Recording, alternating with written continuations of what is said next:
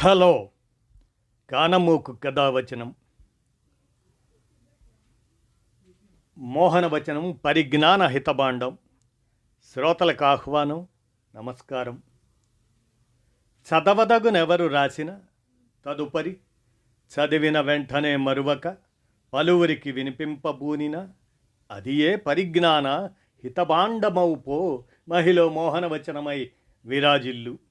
పరిజ్ఞాన హితబాండం లక్ష్యం ప్రతివారీ సమాచార హక్కు.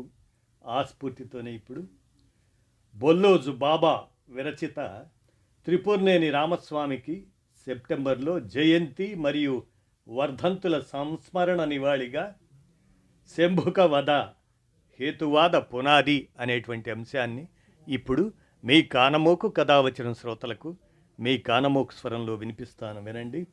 శంభుక వధ హేతువాద పునాది. ఇక వినండి. భారతీయ తాత్విక చింతనలో భావవాదం, భౌతికవాదం వేదకాలం నుంచి సమాంతరంగా ప్రయాణిస్తూ ఉన్నాయి. భావవాదం మతాన్ని నిర్మించి మనిషిని మూఢ విశ్వాసాలలో కూరుకుపోయేలా చేసింది. భౌతికవాదం కార్యాలకు కారణాలను అన్వేషించే హేతువాదాన్ని నిర్మించింది. శ్రీనాథుడు తన కాశీఖండంలో బౌద్ధులు, చారువాకులు, జైనులు, లోకాయుతులు, వైతండికులు, పాషండులు, కాపాలికులు, దిగంబరులు, పాశుపతులు అనే 9 రకాలైన నాస్తికులు ఆంధ్రదేశంలో ఉన్నట్లు వర్ణించాడు. వీరందరూ భౌతికవాదులు. వేమన జీవించిన కాలంలో ఆంధ్రనాట నాస్తిక విశ్వాసాలు ప్రజల్లో ప్రచారంలో ఉండేవని ఆయన అనేక పద్యాల ద్వారా తెలుస్తుంది. ఆధునిక కాలంలో స్వామినేని ముద్దు నరసింహనాయుడు, గురజాడ అప్పారావు, కందుకూరి వీరేశలింగం, త్రిపుర్నేని రామస్వామి లాంటి వారు అంధవిశ్వాసాలను, మతమౌఢ్యాన్ని ఖండించి హేతువాద భావాలను ప్రచారం చేసిన క్రాంతదర్శులు. త్రిపుర్నేని రామస్వామి హేతువాద దృక్పథంతో పురాణ కథలను, పాత్రలను, ఘట్టాలను తీసుకొని వాటిలోని అహేతుక అంశాలను, అనౌచిత్యాలను చర్చిస్తూ కురుక్షేత్ర సంగ్రామం, ఖూని, శంభుక వధ, సూత పురాణం, కుప్పుస్వామి శతకం, వివాహ విధి ఇలాంటి రచనలు చేశారు. వీటిలో 1920లో రచించిన శంభుక వధ నాటకం ఎంతో సంచలనాన్ని సృష్టించి నేటికి ఆధునిక ఆంధ్ర సాహిత్యంలో ఒక నిరుపమాన రచనగా నిలిచింది. వర్ణాశ్రమ ధర్మ పరిరక్షణ కొరకు బ్రాహ్మణ మునుల ఒత్తిడితో శ్రీరాముడు శంభుకుడిని వధించే ఘట్టాన్ని ఈ నాటకంగా రచించారు. శంభుక వృత్తాంతం రామాయణ ఉత్తరకాండలోనిది. రామరాజ్యంలో అకాల మరణాలు ఉండేవి కాబట ఒకనాడు ఒక బ్రాహ్మణుడు తన కొడుకును కోల్పోయాడు. యస్య రాష్ట్రే నృపాలస్య తురీయస్య తపోదన తత్ర తద్యం భవత్యేన విప్రబాలస్య మారణం.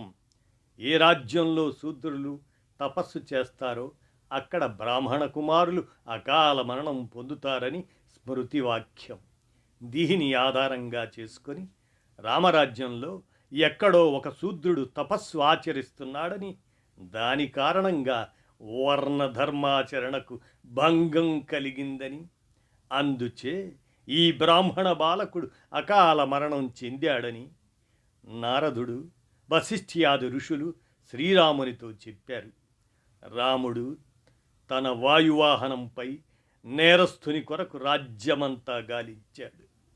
దక్షిణాదిన ఒక సరస్సు తీరంపై శంభుకుడనే ఒక శూద్రుడు తలకిందులుగా తపస్సు చేస్తున్నట్లు గుర్తించి రాముడు అతని శిరస్సు ఖండించాడు. శంభుకుని శిరస్సు నేలపై పడగానే ఎక్కడో అయోధ్యలో ఉన్న మరణించిన బ్రాహ్మణ బాలకుడు తిరిగి శ్వాస పీల్చుకోవటం ఆరంభించాడు. స్థూలంగా శంభుక వృత్తాంతం ఇది. పై మూల కథను మార్చకుండా రామస్వామి హేతువాద దృక్పథంతో వర్ణధర్మాచరణలోని అనౌచిత్యాన్ని, అన్యాయాన్ని ప్రశ్నిస్తారు శంభుక వధలో. 4 అంకాల ఈ నాటకంలో అంగదుడు, హనుమంతుడు, శంభుక శిష్యులు, చయనులు, సోమయాజులు ఇలాంటి మూలంలో లేని పాత్రలు సృష్టించారు రామస్వామి. మొదటి అంకంలో తన ఆశ్రమానికి వచ్చిన అంగదునితో శంభుకుని సంభాషణ ఉంటుంది. రెండవ అంకంలో శంభుకుని తపస్సు గురించి బ్రాహ్మణులు చర్చలు, కుట్రలు, రామచంద్రునితో శంభుకుని గురించి వశిష్ఠుడు చెప్పటం ఉంటాయి. మూడవ అంకంలో అంగదుడు శంభుకునితో బ్రాహ్మణులు జరుపుతున్న పన్నాగం గురించి చెప్పి వారించటం, వారి మధ్య పండిత చర్చలు ఉంటాయి. నాలుగవ అంకంలో రామునిచే శంభుక వధ జరుగుతుంది. శంభుకుడు వర్ణధర్మాలను ధిక్కరిస్తున్నాడని తెలిసిన శ్రీరాముడు అతనిని రాజసభకు వచ్చి పండితుల సమక్షంలో తన వాదనను వినిపించుకోవలసినదిగా ఒక ఉత్తరాన్ని పంపిస్తాడు. చిదానందాశ్రమంలో తపస్సు చేసుకుంటున్న శంభుకుని కలిసి అతనితో చర్చలు జరుపుతాడు. శంభుకుడు చెబుతున్న విషయాలతో ఏకీభవించి ఇతను నిరపరాధి అని వెనుతిరుగుతాడు. మరలా వశిష్ఠుడు ఇతర బ్రాహ్మణుల ఒత్తిడి మేరకు చేసేది ఏమీ లేక తిరిగి వచ్చి శంభుకుని వధిస్తాడు. మూలంలో రాముడు శంభుకునితో ఏ విధమైన చర్చలు లేకుండా నేరుగా వధిస్తాడు. ఈ కల్పనల వెనుక రామస్వామి ఉద్దేశం రాముని పాత్రలోని దుర్గుణాలను చర్చించటం కాక భావవాదంలోని అదే వర్ణధర్మాచరణ ఆ క్రూరత్వాన్ని నిరూపించటంగా భావించాలి. అంతేకాక రాముని దైవంగా భావించే జనబాహుళ్యపు మనోభావాలను కించపరచకుండా బ్రాహ్మణాధిక్యం ఏ మేరకు పాలకులను కూడా ప్రభావితం చేసి సమాజంలోని శూద్రులకు అన్యాయం చేసిందో అనే అంశాన్ని అంగీకరింపజేసే యోచన కూడా ఉండవచ్చు.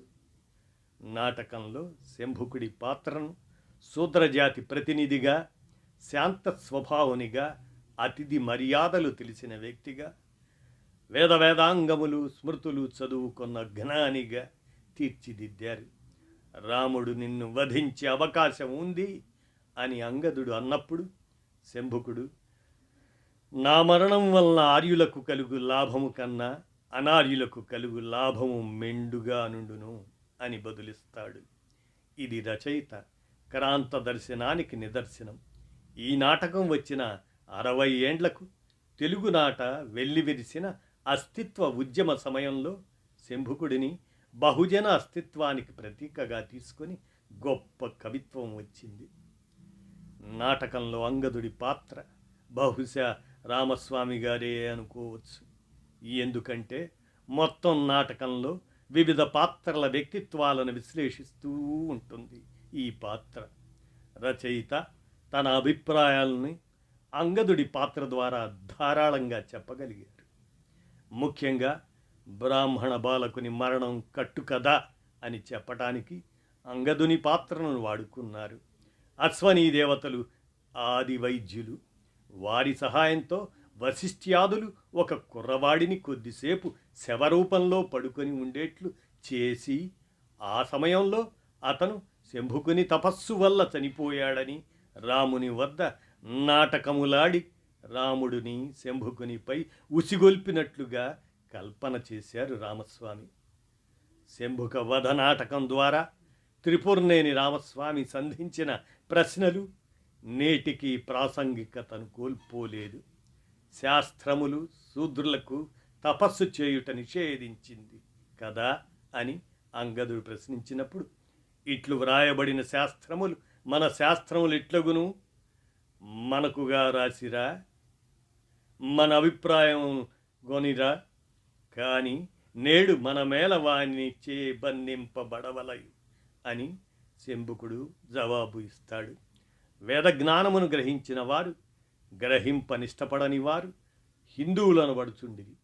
హిందువులైనా లాభమును పొందజాలని వారు మా బోంట్లు కాన మేమెట్లు వేదములను పొందకూడదో, ఎట్లు భగవద్ధ్యానం జల్పకొనకూడదో దేవరవారే యోజింతురుగాక. ఇవి శంభుకుడు శ్రీరామునితో పలికిన పలుకులు. హిందువులమై కూడా వేదాలకు మమ్మల్ని ఎందుకు దూరం చేస్తున్నారు అనే శంభుకుని వాదనలో ఆలయ ప్రవేశం నిషేధించినందుకు మతం మార్చుకోవలసి వచ్చింది అనే సమకాలీన వాదన కూడా ఇమిడి ఉంది. బ్రాహ్మణులకే పరిమితం చేయబడిన వేదజ్ఞానం మాకు కావాలనడాన్ని, నిచ్చెన మెట్ల వ్యవస్థను నిర్మూలించమని, అందరికీ సమాన హక్కులు కల్పించమని కోరటంగా అర్థం చేసుకోవాలి.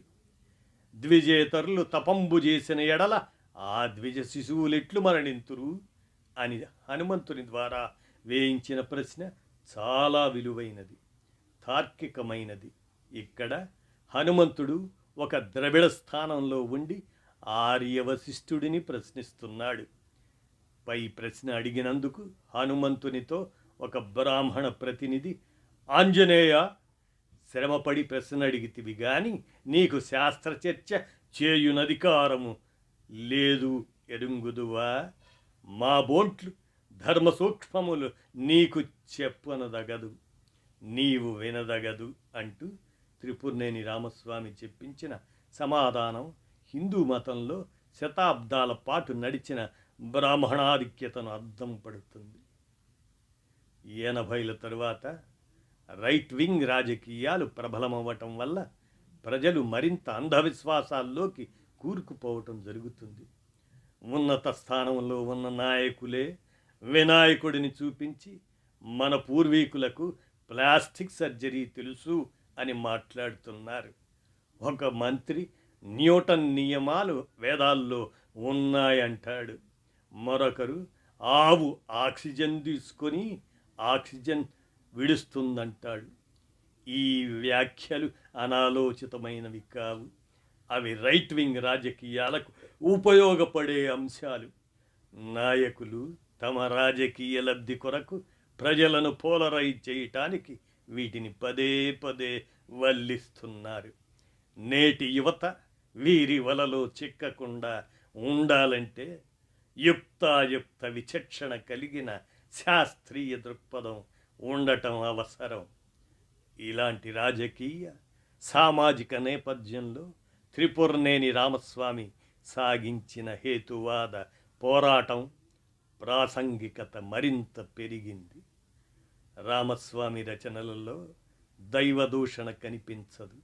భావవాదపు అహేతుక అమానవీయ అంధవిశ్వాసాలను, కుట్రలను మాత్రమే ఖండించారు తప్ప ప్రజల విశ్వాసాలను గాయపరిచేలా రచనలు చేయలేదు. ఈ నాటకంలో కనిపించేది బ్రాహ్మణిజంపై ద్వేషమే తప్ప బ్రాహ్మణ ద్వేషం కాదు. ఈ లక్షణాలను సమకాలీన హేతువాద వ్యాఖ్యాతలు అలవర్చుకోవలసిన అవసరం ఎంతైనా ఉంది అంటూ బొల్లోజు బాబా సెప్టెంబర్ 15న త్రిపురనేని రామస్వామి జయంతి, అలాగే సెప్టెంబర్ 16న త్రిపురనేని రామస్వామి 80వ వర్ధంతి సందర్భంగా విరచించినటువంటి శంభుక వధ హేతువాద పునాది అనేటువంటి అంశాన్ని మీ కానమోకు కథావచనం శ్రోతలకు మీ కానమోకు స్వరంలో వినిపించాను. విన్నారుగా, ధన్యవాదాలు.